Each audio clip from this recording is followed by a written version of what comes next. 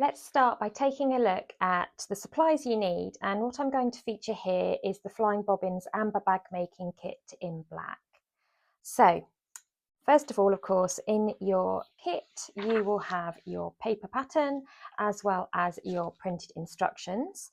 So I'm going to follow those along as we sew. You're going to need a piece of fusible foam like this one here. This is a Flysaline style Veil foam. That's to give the front and back panels some rigidity and body. You're going to need a piece of fabric for your main bag. So I've got this lovely Santiago leatherette. This comes in black, blue and burgundy.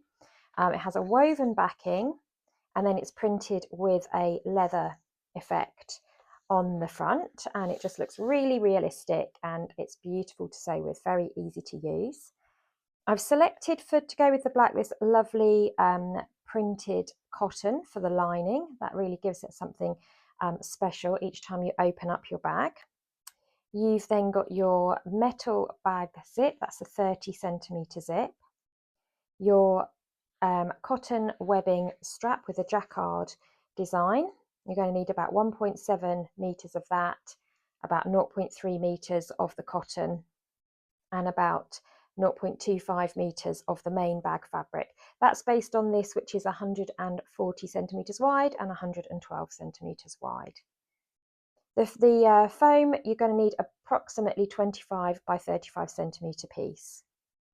Then you have got your interfacings. So I've got both a fusible fleece and a sort of multi-purpose interfacing there.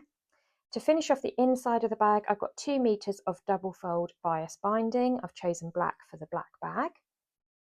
I've got some sew-all thread for the majority of the seams, and then for the top stitching, I've got some top stitching thread there. And then some top stitch needles. For most of this, you can use your universal sewing machine needle. For the metalware, we're going to need 2 adjusters. These are 38mm wide to fit the 38mm strap. If you're using a wider or narrower strap, obviously choose the correct size of strap adjuster to suit your project.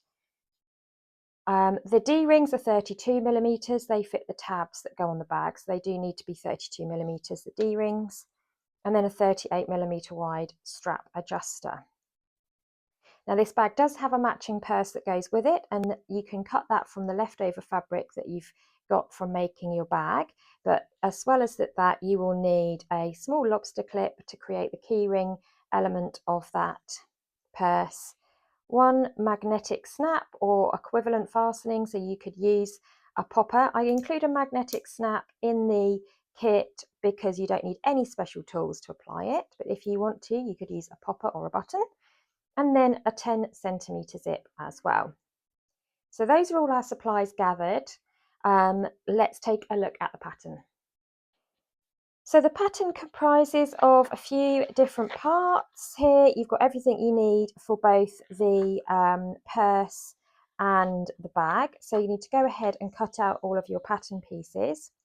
On the longer pieces, these were printed across a couple of pages, so you will just need to cut them out and then match up the triangles to make one long piece. There's 2 pieces like that, this one here as well. Apart from that, there's no other tiling, so it's a nice easy pattern if you've downloaded this as a PDF. But obviously if you've got the kit, then you've got your paper pattern included in there. So let's start by just cutting out the paper pattern pieces. So that's all my paper pattern pieces cut out. Let's talk you through how they all work together. So you've got piece A, which is your main bag front and back. And this you will cut 2 in the main fabric and 2 in the lining fabric. And then those pieces are going to have a piece of foam sandwiched between them to give that structure a bit of body. And that is piece B, which you will cut 2 in foam of piece B. Then piece C is your pocket, which will sit at the front of your bag like this. And you cut 1 in main fabric, 1 in lining fabric, and 1 in interfacing. This can also sit on the interior of your bag, in which case I'd cut 2 in lining and 1 in interfacing and pop it on the inside. And then you've got an interior pocket instead of an exterior pocket if you prefer. Then you have piece D, which is the side bag that will sit round the side here, and piece E, which sits at the top and has a zip in between. Then you have the tab that sits at the side with the D-ring on it to attach your bag to your strap. And then finally you have the piece F, which is your internal pocket, and you cut one in lining and one in main fabric just to make a little patch pocket on the inside of your bag. The remaining pieces are used to make your purse. So you have piece H, which is the main front and back panel, and then piece I, which will make your pocket. You fold that in half to create your pocket at the front, and sandwiched in there is your interfacing. And then you have piece L, which is your little pocket flap at the top, and piece K, which will make your tab. You also use piece I to create your interior pocket as well. So now we've got all our paper pattern pieces cut out, let's lay them out onto our fabric, lining and interfacing and get everything cut out to make both our bag and our purse. So first of all, let's cut out our leatherette. I've got my 25cm wide piece of leatherette here. I've folded it over at one end, so all these pieces are pieces where I need to cut out too, so they are on the fold. I'm not going to pin my fabric, I'm using weights, and I use my rotary cutter just because I don't want to mark my leatherette with pins, but you could also just draw around the shapes with a chalk or a pen. In fact, this is very easy to draw on the wrong side, so if you were happier to do so, you could draw around the pattern pieces and then do it that way, cutting out once you've drawn. So I'll cut these out, and then on this side here it's just one of each, so that's why I haven't folded it on this side. That's just one thickness, and this is two thicknesses here. So make sure that everything is lined up, and then I can use my rotary cutter on those pieces. You can always use a ruler as well for these straight pieces if that's more your thing.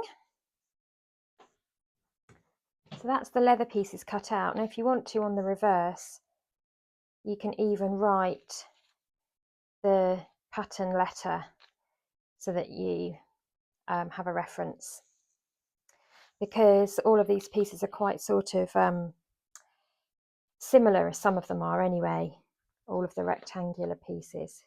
So you can write your letter on the back and then you don't get confused. Keep your scraps because that's great for testing your stitches. So I'm now ready to cut out the lining fabric, and it's easier to do this if you just cut it out on a single thickness of fabric, fitting in the pieces as you go.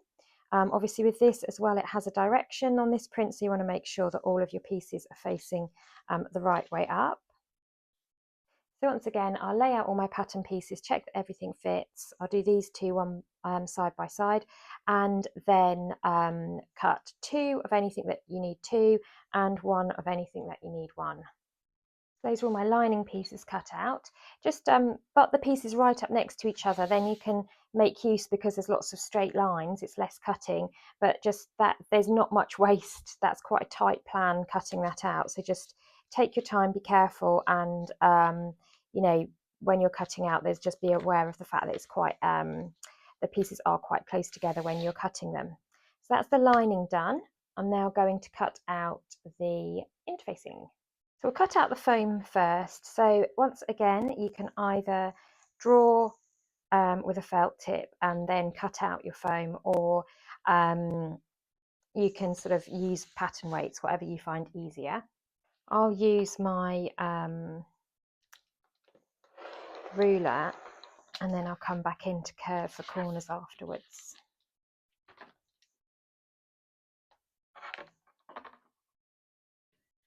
So that's those two. Now for the panels D and E, I've upgraded the interfacing here to a fusible fleece.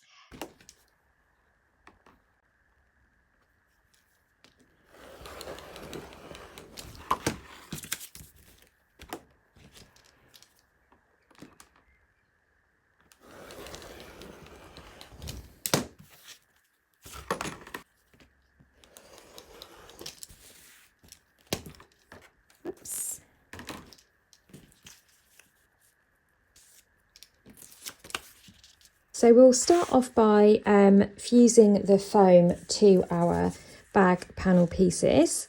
Now you want this to be nice and central, so we can start off by just drawing a line 1 centimetre in on the edge. Okay, then we'll take the foam, so I'm looking at the wrong side of my leatherette and I've got the gluey side of my foam there. I'm going to put that down, centralising it to those lines that I've just drawn. Okay, now you have to be a bit careful, so we're going to use a pressing cloth. And then I just want to hold that iron there to fuse the foam to the leatherette.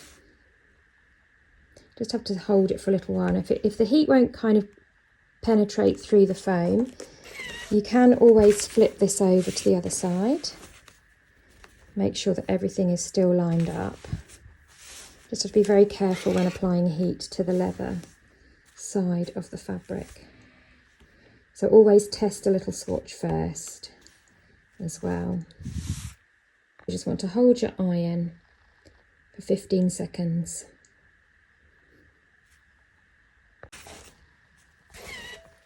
Okay, then leave that flat whilst it cools down and repeat the same on the other piece. If you're really struggling to get the foam to fuse, then you could always fuse the foam to your lining panel instead, because of course that's cotton and that doesn't mind a bit of heat. Next we can do our fusible fleece, which goes on our side panels. Just line that up. You can use a pressing cloth once again if you want.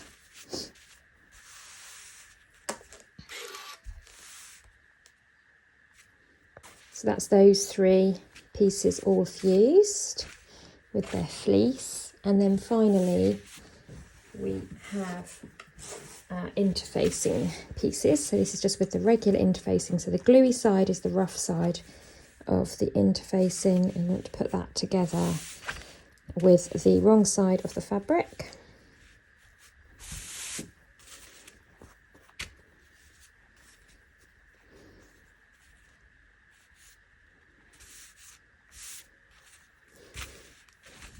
So that's the front pocket, the pocket flap of the purse. And then for your purse pocket, it's only half of it that's interfaced. So you can interface this half there, and then that will fold down. What you want is your popper will sit on the front, so that you want that you're interfacing on the bit where the popper will go.